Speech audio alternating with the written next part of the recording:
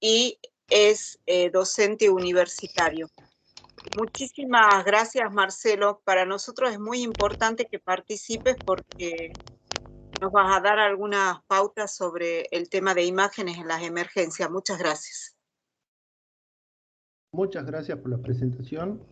Agradezco la invitación a participar en este módulo que sí, como dices, es muy importante porque nos va a ayudar a nosotros a hacer diagnósticos rápidos y precisos.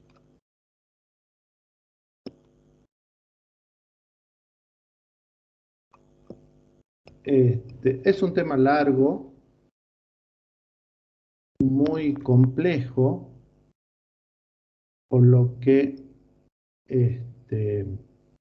necesitamos conocer cuáles son los patrones que se presentan en la urgencia.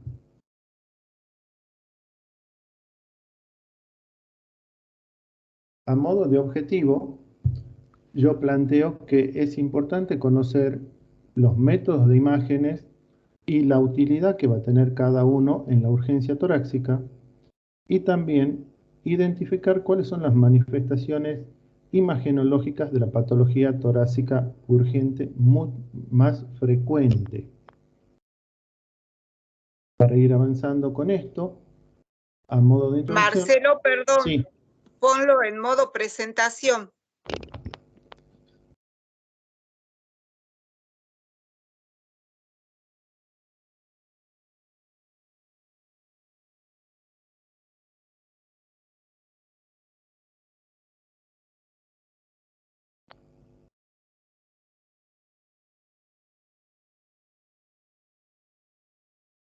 Ahí está. Hola. No todavía.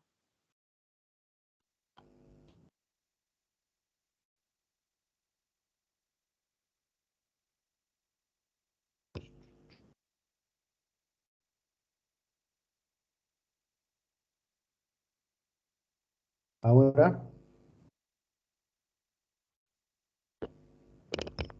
Estás compartiendo.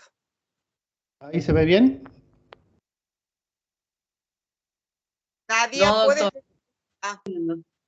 No lo veo yo, así que no sé, pero estoy con celular porque no me... No está compartiendo todavía, doctor. Vamos a ver.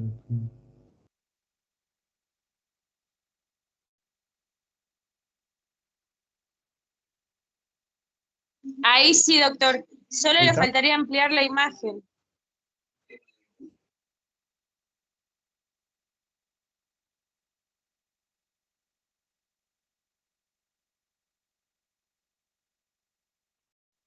¿Ahora está? Ahí, perfecto. Bueno, volviendo a empezar, el módulo que voy a tratar va a ser patrones imagenológicos en el tórax de urgencia, en donde los objetivos que planteo son conocer cuáles son los métodos de imágenes que van a ser útiles al momento de hacer una evaluación en la patología torácica de urgencia y también hacer y conocer cuáles son las manifestaciones imagenológicas más frecuentes. A modo de introducción, podemos decir que la patología torácica es muy frecuente en las urgencias y en los servicios de urgencia, tiene mucha morbilidad y mortalidad y también está sujeto a algunos errores, ya que hay una elevada carga asistencial y debemos actuar rápidamente en el manejo de estos pacientes. Por lo tanto, los médicos de urgencia deben estar familiarizados con los hallazgos radiológicos o imagenológicos más frecuentes.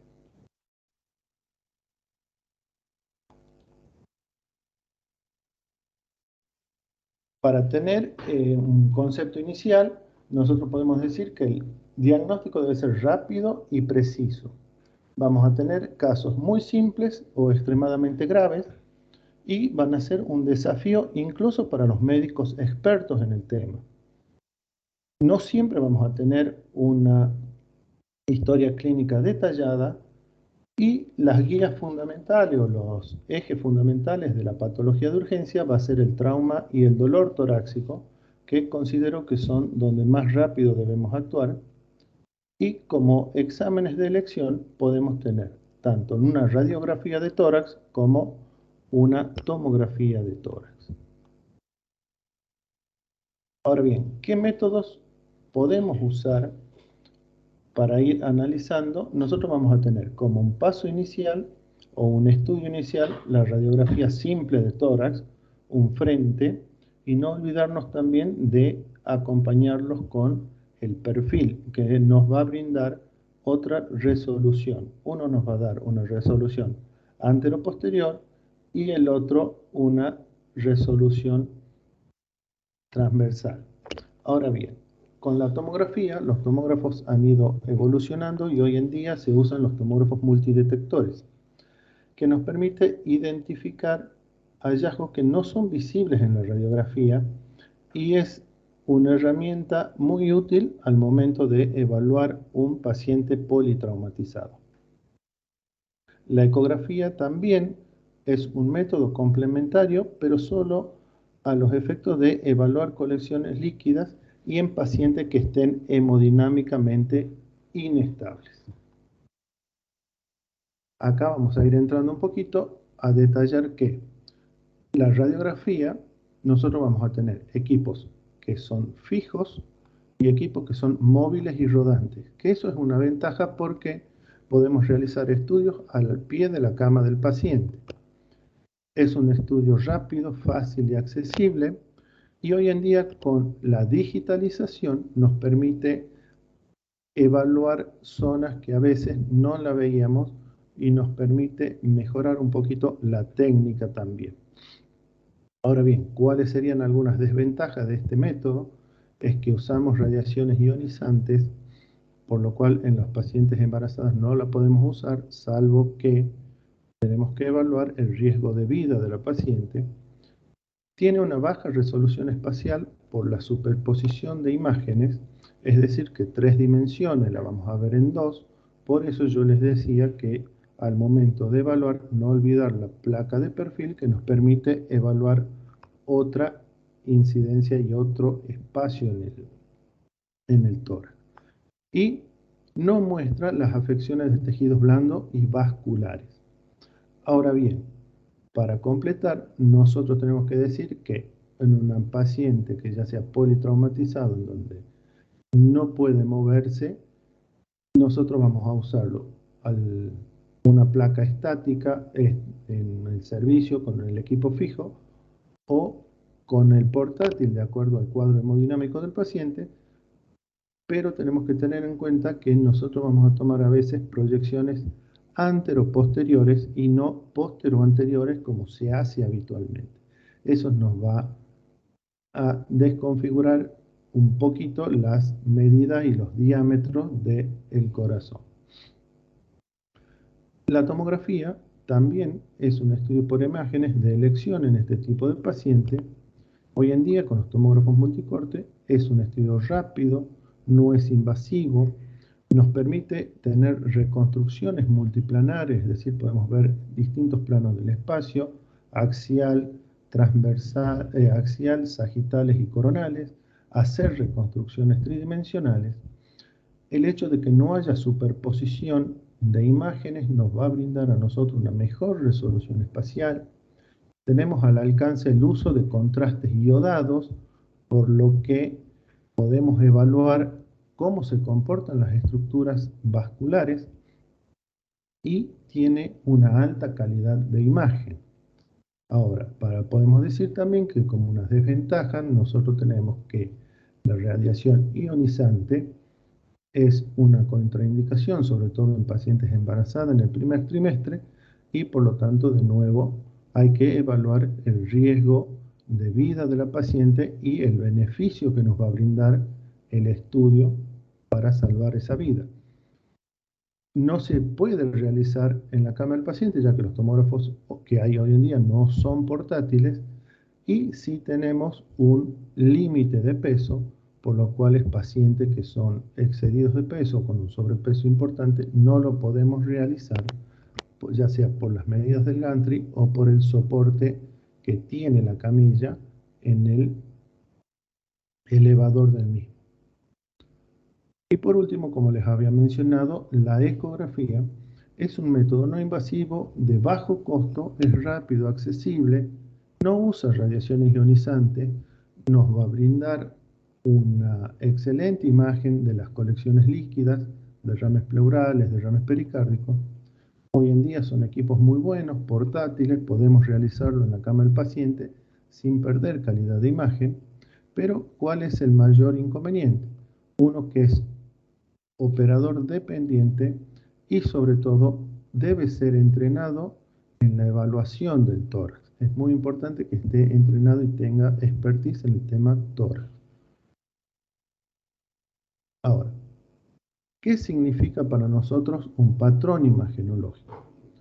No hay una imagen determinada para cada enfermedad y distintas enfermedades pueden presentarse con imágenes muy parecidas.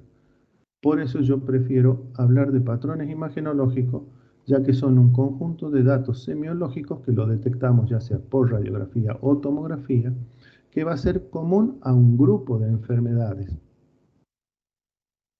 Y para poder evaluar ese grupo de enfermedades, yo puedo clasificarlo en dos grandes ejes: pacientes con traumatismo de tórax o pacientes con dolor torácico. Un paciente con traumatismo de tórax lo podemos clasificar en abierto y cerrado. ¿Y cuáles son las vísceras o cuáles son las lesiones que vamos a encontrar? Ya sea en pleura, pulmón, vía aérea, esófago, diafragma, grandes vasos o la pared torácica. Y cada uno va a tener su correlación imagenológica con el hemotórax, la contusión, un neumotórax, neumomediastino, si hay perforación de vísceras huecas, como el esófago, hernias diafragmáticas o hernias pulmonares, grandes vasos, roturas o disección, y en la pared torácica las fracturas, tanto de costillas, esternón, clavícula, etc. Y en cuanto a lo que nosotros podemos decir del dolor torácico no traumático, puede tener un origen pleural, pulmonar, cardiovascular y digestivo. Ante un paciente con dolor torácico, creo que es principal descartar el infarto agudo de miocardio, en el cual no es necesario en un principio hacer una evaluación radiológica, sino más bien clínica, electrocardiograma y de laboratorio. ¿Cuáles son las patologías? Ya la vamos a ir viendo a cada una y qué patrón nos va a ir dando de imagen. Y voy a empezar a comentar sobre el dolor torácico agudo no traumático, que es toda sensación álgica que se localiza entre la base del cuello y el diafragma, que va a tener un inicio agudo y constituye entre el 4 y 7% de las urgencias hospitalarias. ¿Cómo nos vamos a manejar? Primero, evaluar el estado hemodinámico del paciente, determinar si el dolor es una causa potencial de muerte, qué tipo de dolor presenta el paciente, realizar exploraciones diagnósticas complementarias para llegar a un tratamiento.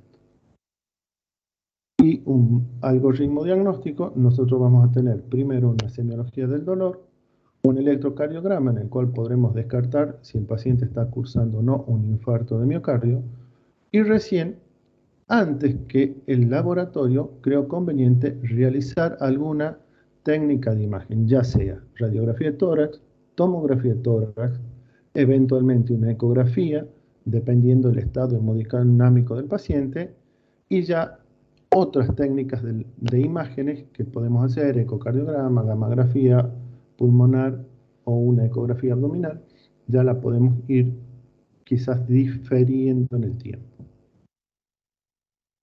Para entrar ahora, ¿cuáles son los patrones? Uno de lesión es el neumotórax.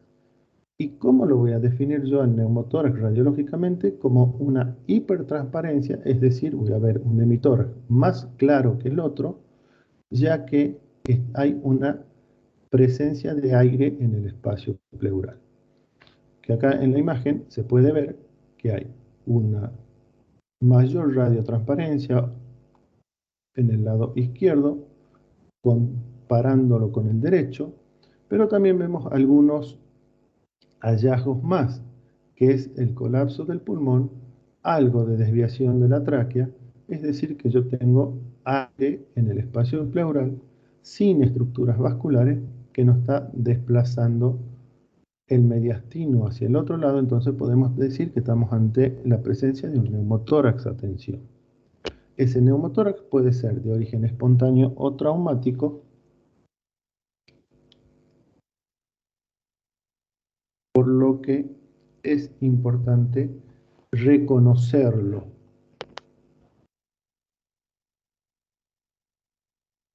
Y acá tenemos un ejemplo en tomografía en donde se correlaciona muy bien con la placa de tórax, en donde yo tengo una hipertransparencia sin vascularización, el colapso pulmonar hacia el ilio, y en la tomografía veo lo mismo, una hipertransparencia sin vascularización y el colapso del pulmón hacia el ilio con desviación del mediastino.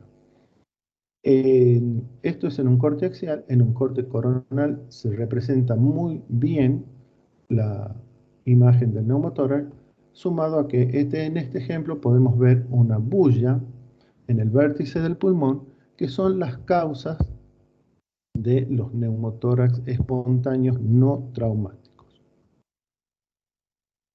Ahora bien, para continuar con los patrones, tenemos el patrón del derrame pleural, que es completamente distinto al del neumotórax, porque en el neumotórax nosotros veíamos radiotransparencias, en cambio en el del derrame pleural nosotros vemos opacidades.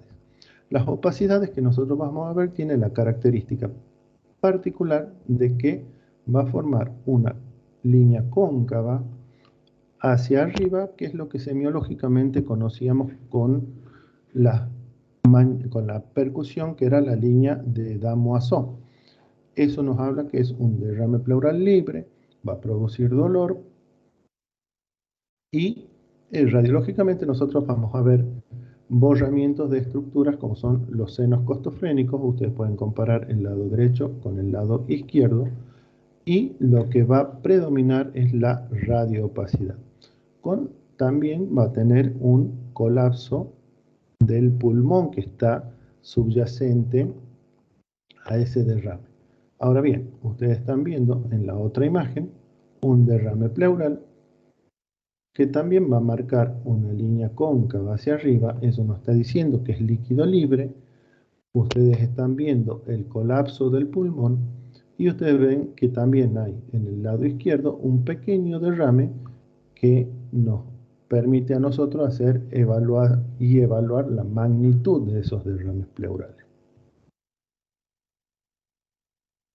Las causas de estos derrames pueden ser muchas, como acumulación de sangre, acumulación de líquido purulento que acompaña una neumonía, o también puede ser de procesos inflamatorios que nos va a juntar líquido en el espacio pleural. Ahora bien, esos serían los patrones que nosotros tenemos para hablar de el espacio pleural.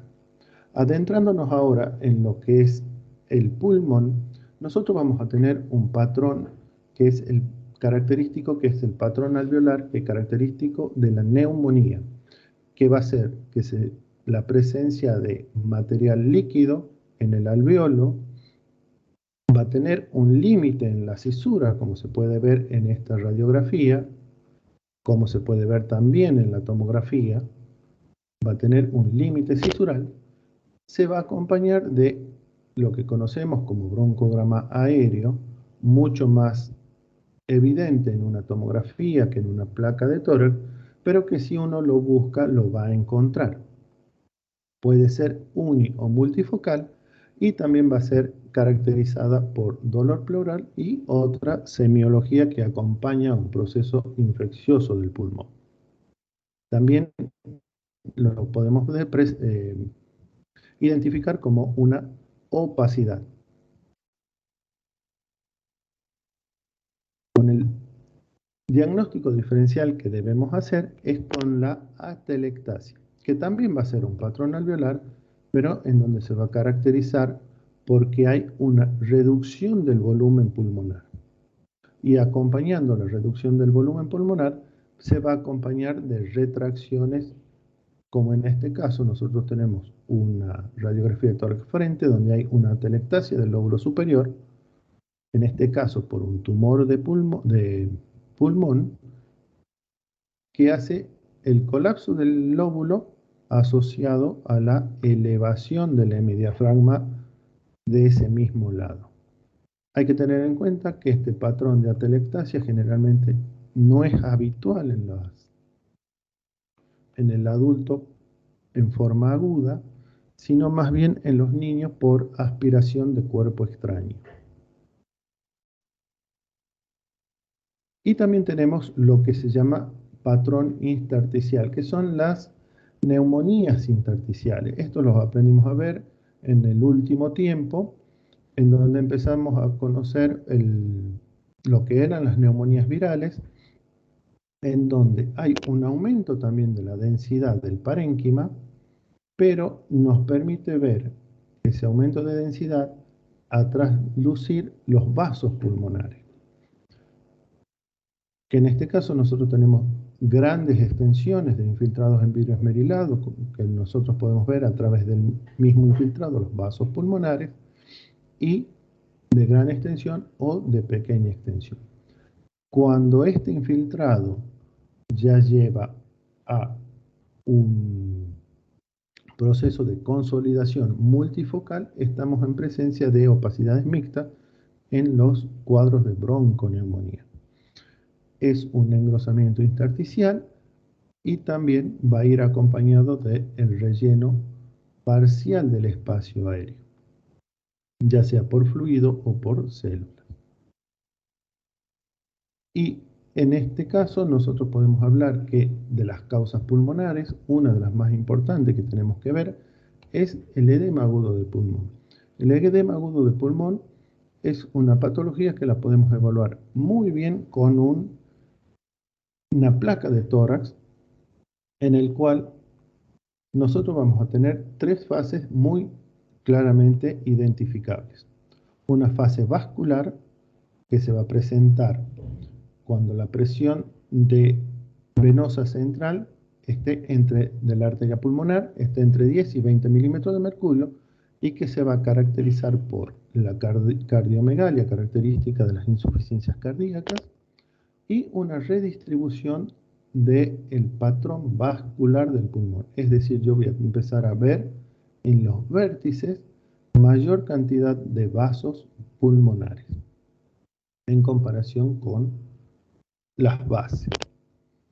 Una fase intersticial en donde va a ser una presión venosa de la arteria pulmonar entre 25 y 30 milímetros de mercurio, en donde vamos a empezar a ver las características líneas B de Kerley, que eran unas pequeñas líneas transversales que se veían en los senos costofrénicos.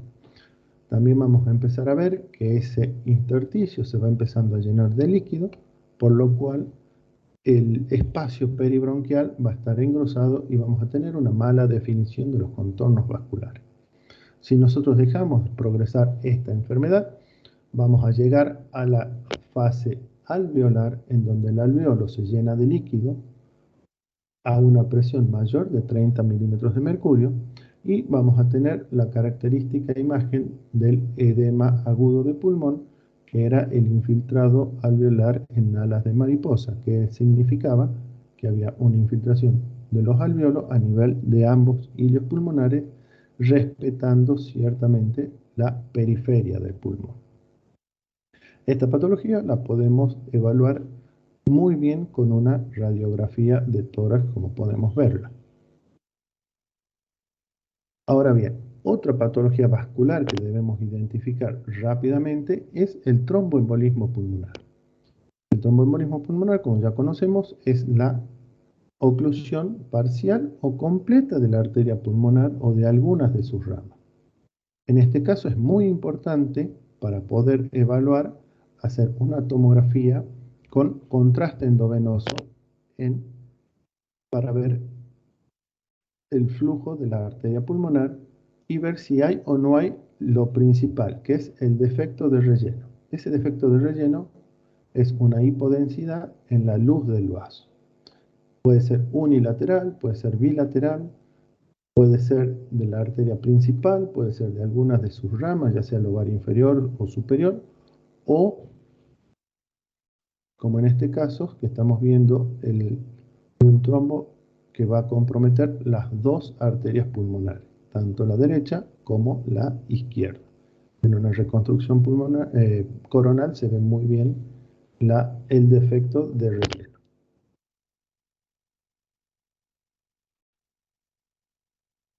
Hoy en día la tomografía con contraste es el método de elección por la sensibilidad en la evaluación de los vasos pulmonares.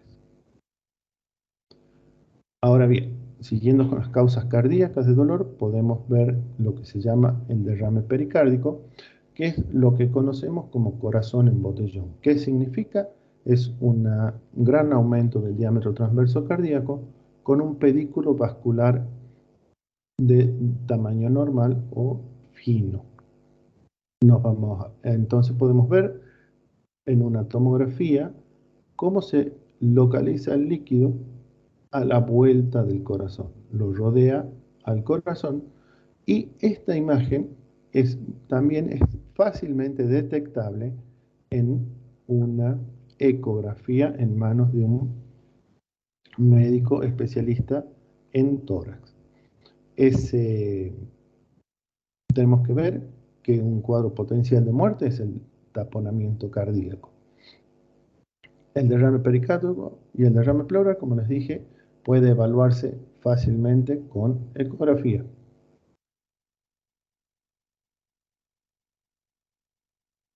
Ahora, dolor torácico de causa esofágica. Vamos a tener dos casos.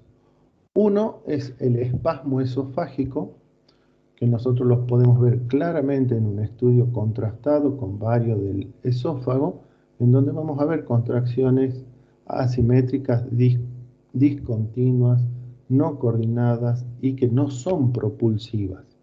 Eso es un cuadro de espasmo esofágico. O bien una perforación esofágica que puede ser no traumática, ya que puede ser por alguna ingesta de cuerpo extraño, en donde vamos a ver la principal imagen es el neumomediastino. Es aire que se va a acumular en los espacios grasos perivasculares, peritraqueales y periesofágicos. Si nosotros a este paciente con que sospechamos una fuga de contraste, una lesión de esófago, le damos un medio de contraste, vamos a poder identificar la fuga de ese medio de contraste iodado al espacio mediastinal.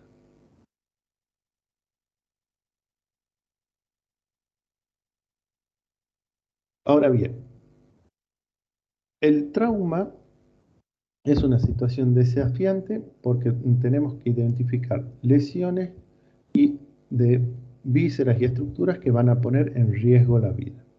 La tomografía multicorte es una herramienta fundamental que debe usarse con contraste endovenoso. De lo contrario, no nos va a dar las imágenes características que estamos buscando. Según el tipo de lesión, puede dividirse en abierto o cerrado. Según el mecanismo, puede ser de alto o bajo impacto.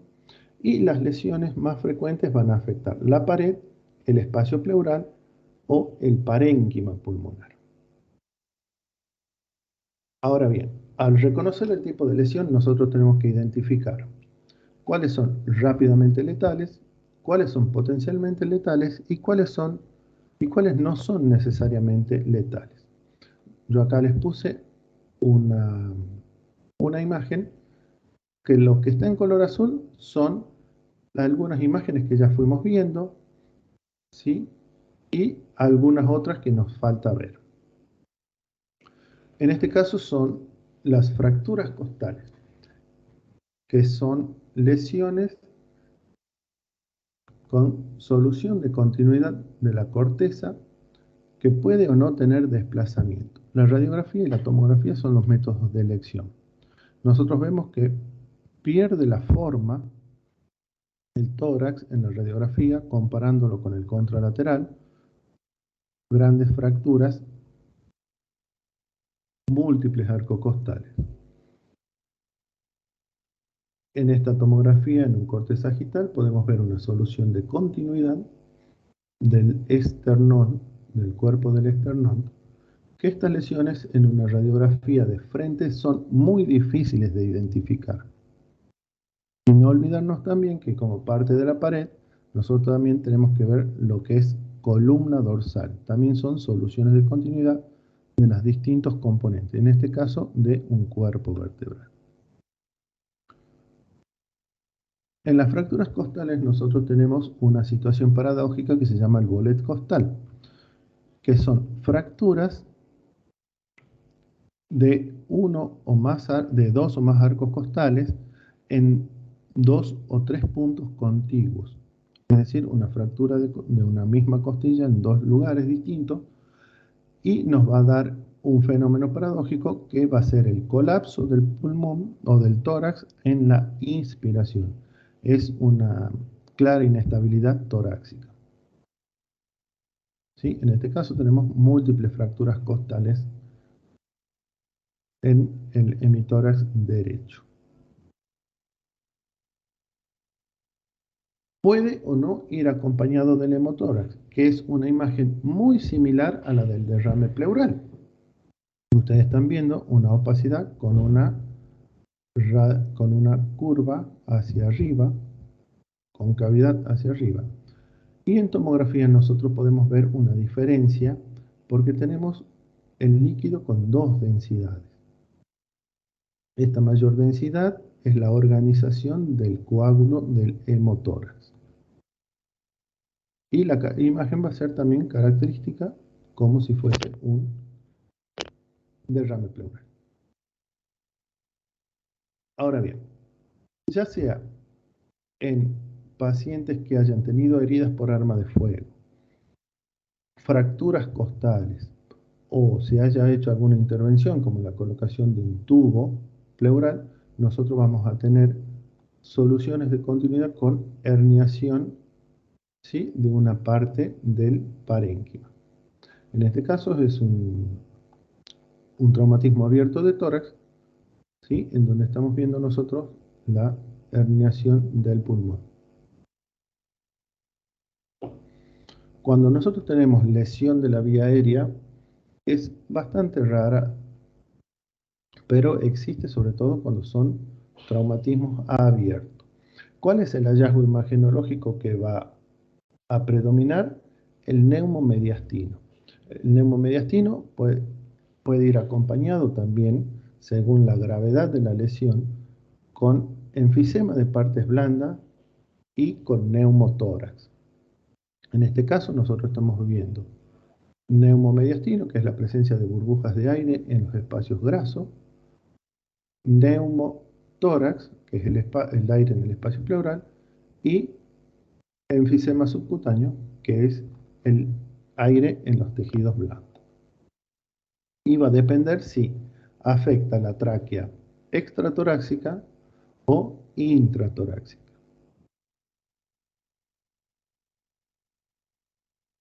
Cuando nosotros hablamos de patrón alveolar, hablamos que era la presencia de algún fluido en el espacio pleural. Ese fluido puede ser sangre. Ante la presencia de sangre, nosotros llamamos a la presencia de sangre en el alveolo y asociada a un traumatismo es lo que llamamos contusión pulmonar. Es de aparición brusca y va a evolucionar favorablemente en una semana, 10 días. Es la lesión más frecuente que encontramos en el traumatismo cerrado y se va a ver como una radioopacidad con patrón alveolar, con broncograma aéreo, pero con la característica de que no va a respetar el límite de las cisuras. En este caso nosotros tenemos el lóbulo superior, parte del lóbulo inferior, con un infiltrado alveolar asociado a un trauma, que es lo que llamamos contusión pulmonar. En este caso vemos el infiltrado alveolar asociado a derrame pleural o hemotórax también puede ser.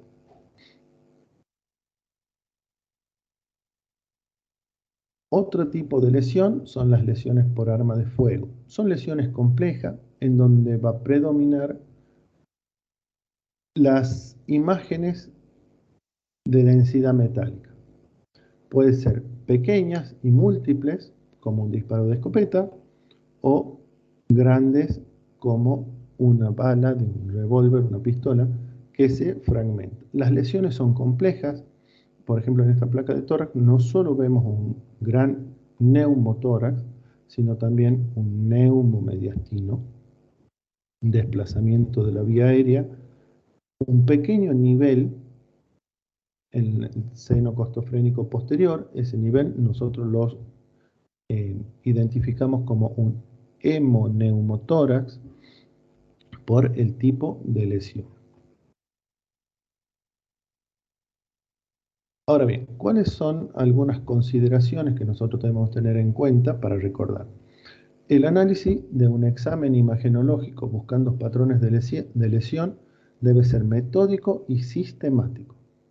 La radiografía puede tener errores de interpretación cuando solo va a ser evaluada por el médico que la solicita. La orientación clínica va a disminuir los errores diagnósticos. Luego de descartar lo probable, no olvidemos buscar lo posible. No tenemos que satisfacernos rápidamente con la búsqueda de imágenes. Hay que evitar los errores también por falta de comunicación y debemos buscar apoyo en los radiólogos expertos. Quiero comentarles que la radiografía de tórax es una de las más difíciles de evaluar en un paciente traumatizado. Y no debemos olvidar que tenemos a mano la tomografía multicorte que nos va a mostrar hallazgos que no lo veíamos por radiografía. Y como conclusión, es importante acordarnos que reconocer los patrones imagenológicos va a mejorar las habilidades para interpretar las lesiones, siempre y cuando vayan asociadas a la clínica.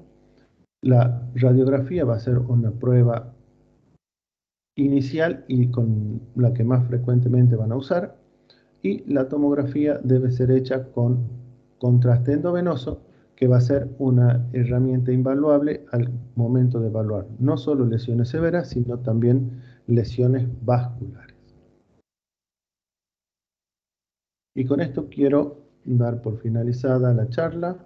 Espero que le haya sido de utilidad. Muchas gracias.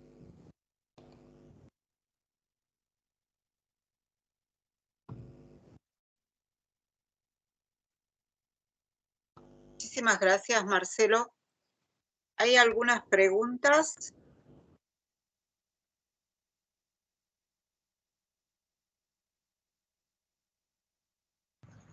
No, muchas gracias. Yo quería hacerte una pregunta. ¿Qué pasa en un paciente traumatizado? Vos sugerías el tema, o quizás yo malinterpreté, que se haga la tomografía con contraste. Si no podés hacerle contraste por alguna eventualidad. A ver, las pacientes que son complejos de movilizar, que están hemodinámicamente inestables, como inicial nosotros vamos a tener una radiografía de tórax al pie del paciente.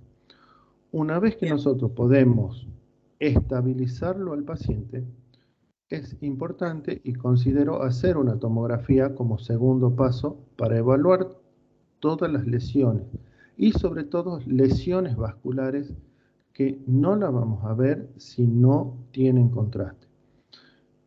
Un ejemplo quizás no, una fractura de fémur en un paciente con sobrepeso, dislipémico, qué sé yo, podemos pensar que va a ser un tromboembolismo pulmonar. Ese tromboembolismo pulmonar no lo vamos a poder ver en una placa de tórax. Sí o sí lo vamos a necesitar una tomografía. Y sí o sí, para poder ver una lesión endovascular, voy a necesitar el contraste. Si no, no voy a poder ver el patrón de densidad, de esa hipodensidad que estoy buscando dentro de la arteria pulmonar. Un herido de bala, sí considero que va a tener que evaluarse con contraste para ver que no esté rota la arteria pulmonar, que no esté rota la aorta, que no haya fuga del medio de contraste de algunos de los vasos cervicales. O a veces también en un traumatismo de aceleración y desaceleración brusca, podemos tener alguna lesión de la íntima, que si yo no le doy contraste, no la voy a poder ver. Por eso yo considero que la tomografía de tórax debe ser hecha con contraste, salvo que el paciente sea alérgico al yodo, que esa va a ser una contraindicación casi absoluta. Bien. Diego, Cecilia, ¿alguna pregunta?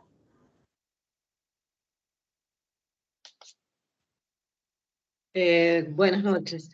Bueno, sí, nosotros usamos mucho como método diagnóstico estándar la tomografía de tórax en el traumatizado. Y sí, cuando no tenemos un paciente estable que no se puede trasladar, lo que hacemos es hacer radiografía.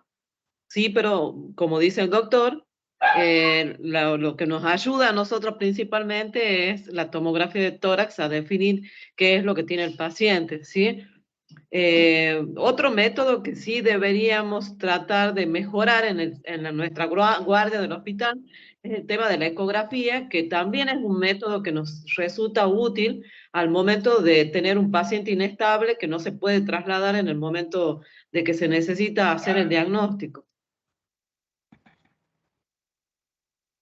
Sí, en cuanto a la ecografía, como ya les expliqué, es un método que debe ser hecho por alguien que tenga bastante experiencia. No es fácil, porque en el tórax nosotros tenemos el gran enemigo de la ecografía, que es el aire. En el aire no transmitimos el sonido. Entonces tenemos que aprender a ver en una nebulosa imágenes que nos van a hacer, la vamos a poder identificar como un derrame pericárdico, derrame pleural y en algunos casos como contusión pulmonar. No es fácil, debe ser muy metódica la ecografía pulmonar o la ecografía torácica para poder llegar a un diagnóstico de certeza, ¿no? ¿Se está utilizando el ecopulmonar en la guardia normalmente, Ceci, o no? No mucho, Doc, porque como dice el doctor, es operador dependiente y depende digamos, del profesional que se hace cargo del ecógrafo y que pueda ver, ¿sí? Pero sí es cierto que ahora con el tema de COVID en estos últimos años, en las terapias intensivas, se ha estado usando muchísimo para hacer múltiples diagnósticos, tanto de derrame, de condensaciones, y nosotros en la guardia deberíamos de mejorar el tema en relación a poder hacer diagnóstico de post-resucitación, de si el paciente necesita o no continuar con la resucitación cardiopulmonar, a nivel de volumen, todo eso que sí en otros lugares se está usando, ¿sí? Y que no lo estamos haciendo, como dice el doctor, es operador dependiente, y necesitaríamos, digamos, a alguien que esté muy capacitado para hacer esos diagnósticos. Claro. Marcelo, ¿te acuerdas que en un momento de la pandemia habíamos tenido la opción, que teníamos el ecógrafo para los consultorios de febriles, de ver si había alguna posibilidad de hacerlo? A Sí. eso se podría reevaluar y capacitar. Sí, totalmente de acuerdo. Capacitar, porque tenemos pacientes, los traumatizados, los pacientes de la guardia en general son bastantes, entonces quizás ahí podés mejorar la expertise en esto.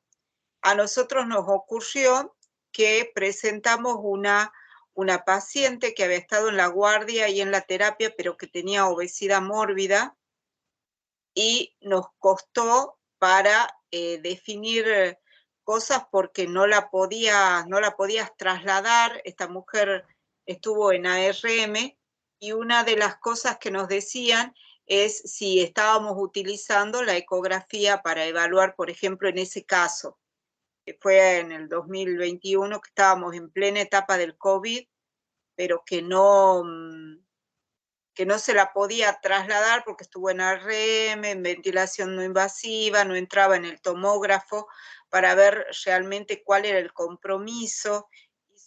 Entró y salió, y una mujer grande, una mujer de 75 años que salió, pero una de las cosas que nos decían, nos hablaban de la ecopulmonar. Así que una de lo que podemos empezar a hacer es hacer un programa como para que empecemos a utilizar más el ecógrafo.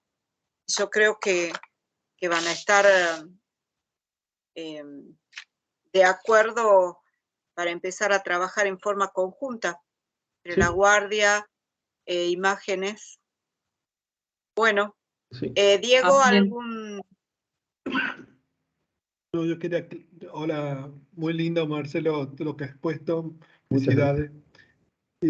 Nosotros tenemos en el privado experiencia en la parte de ecografía pulmonar.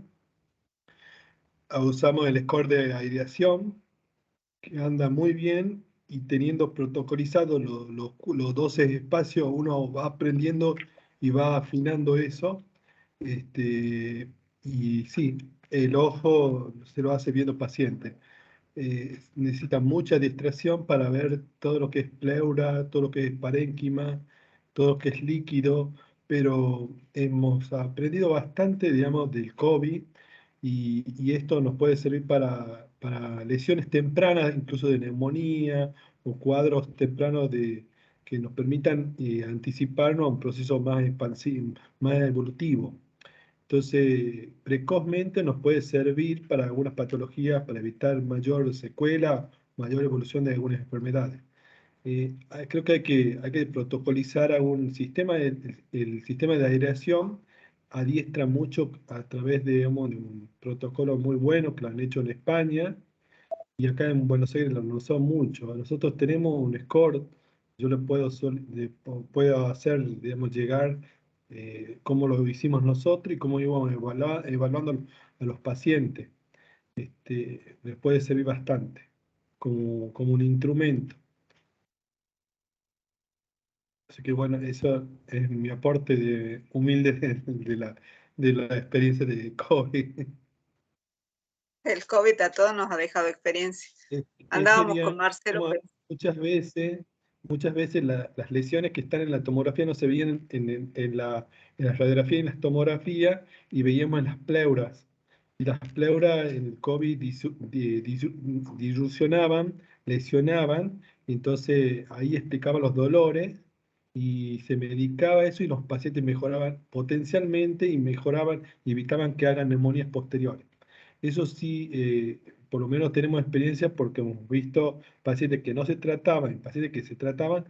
El que no se trataba que hacía una neumonía después post-COVID. O sea que eso también es un dato muy importante porque no ventilaban, hacían una neumonía posterior al COVID.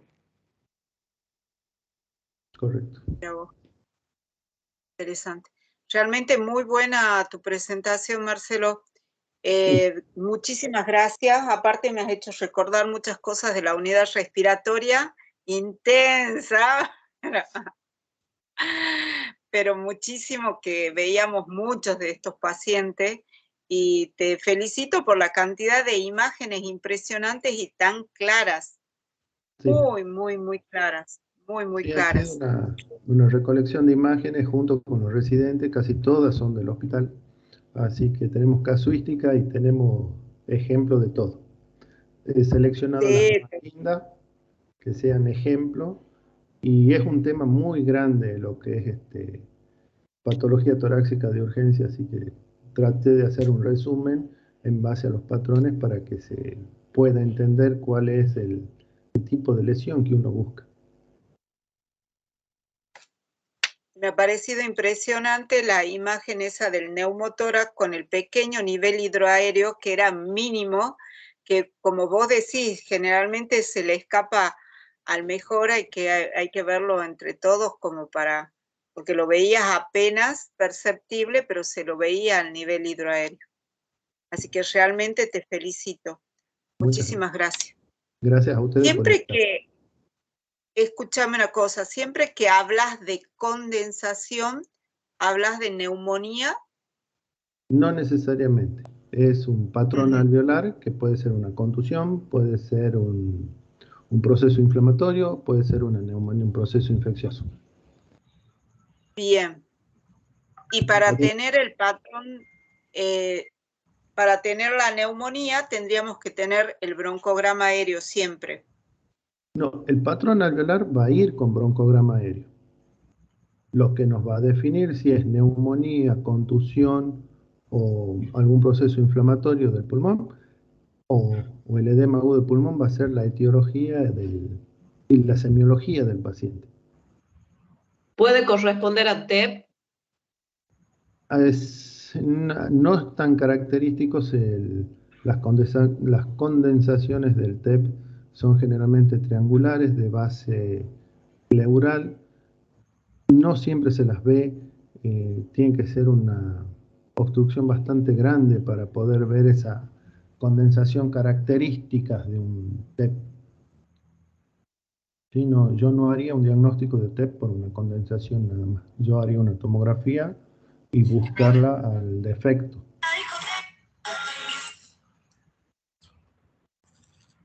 Perfecto.